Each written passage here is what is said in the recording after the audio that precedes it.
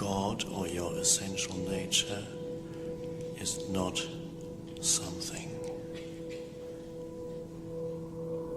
not content,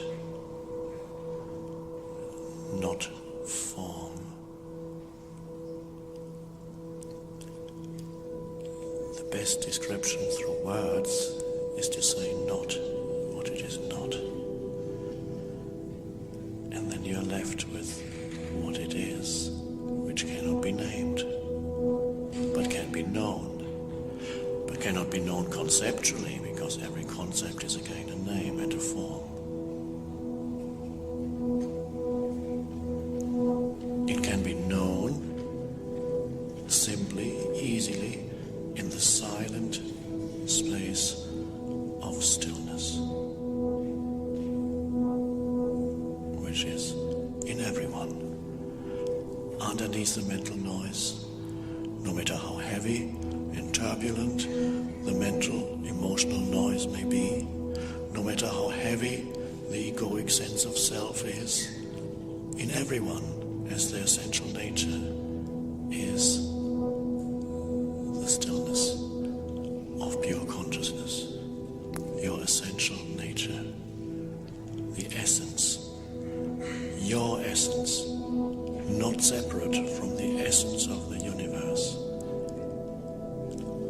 Are these just words?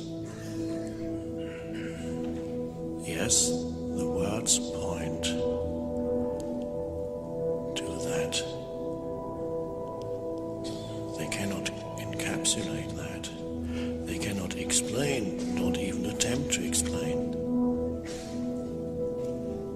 If a question arises in you that says, please explain a bit more, I don't quite get it yet, it is not possible to, these are pointers. The analysis of pointers is pointless. But the mind wants to have content, so it will ask questions about the pointers instead of allowing the pointers to point.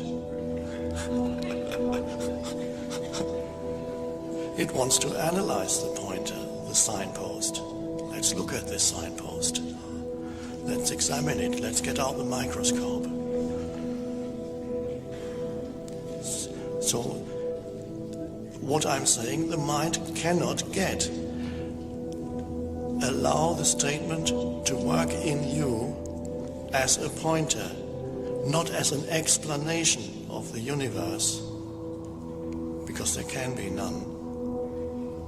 But it can work. Like those beautiful words of the Upanishads, or whatever words arise here, pointing to the dimension of the formless one life.